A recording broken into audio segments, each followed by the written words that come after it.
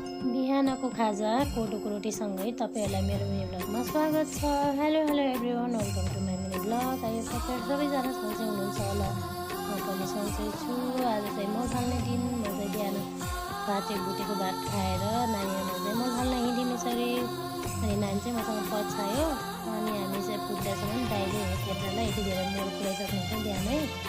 अनि साथीहरू हामी चाहिँ यसरी सबैजना जम्मा भयो। अनि यतिखेरसम्म चाहिँ हामीले 2-3 खेत फालिरहेको थियौँ। अनि कोही आउने कसैले जाने नजिकै छ नि त पारि। अनि फेरि कोही आउने जाने गरिरहौँ। अनि साथीहरू यो भिडियो चाहिँ अस्तिको भिडियो हो। मैले चाहिँ राख्न नपाएर आज मतलब भोइस ओभर गर्दैछु। अनि साथीहरू तपाईँहरूलाई म विनम्र के अनुरोध गर्दछु भने तपाईँहरूले मेरो भिडियो हेरेर लाइक गर्नु बिर्सिनु हुँदो रहेछ। प्लिज मेरो भिडियो लाइक गरेर जानुहोला। मेरो लाइक गर्दैमा तपाईँहरूको फलो गर्ने होइन क्यारे। अनि साथीहरू यसरी सबैजनासँग यसरी मेलापातमा हाँस खेल गर्दै समय गएको दिन गएको पत्तै हुन्न। अनि साथीहरू हामीले चाहिँ बिहानको खाजा चाहिँ यसरी चिया र कोदोको रोटी अनि बिस्कुट दिनुभयो। अनि चाहिँ हाम्रो चाहिँ यहाँ बिहान खाजा पनि फेरि दिने चलन छ। अनि फेरि 3-4 दिन भयो। घाम फेरि के तातो लाग्यो यस्तो साथीहरू। अनि साथीहरू हाम्रो चाहिँ यसरी छिटर्ने चलन छ। मेरो माइतीतिर यस्तो चलन छैन नि त। सुरुमा मलाई त्यही गाह्रो भयो।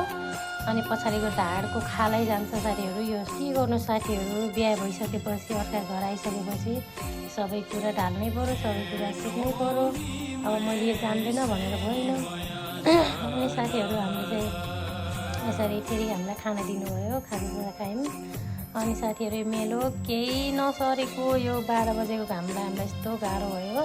अनि एकछिन चाहिँ हामीले यसरी विषय मेट्यौँ। म चाहिँ यस्तो रातो भइसकेको थिएँ।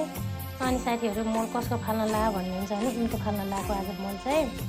अनि यसरी अनि एकछिन चाहिँ हामीले विषय मेट्यौँ। विषयले सङ्गीत यस्तो रातो भइदिने यो घामले के साह्रो घाम चर्केको साथीहरू। अनि आजको दिन पनि यसरी नै गयो हाम्रो। अनि सबैजना चाहिँ धोइ गएर शीतलमा सबै यस्तो ठकाइ मारेर अनि सबैलाई मैले बाई बाई भन्दैछु। अनि कोही उठ्नु भन्नु हुँदैन। अनि म चाहिँ घर लागेँ साथीहरू।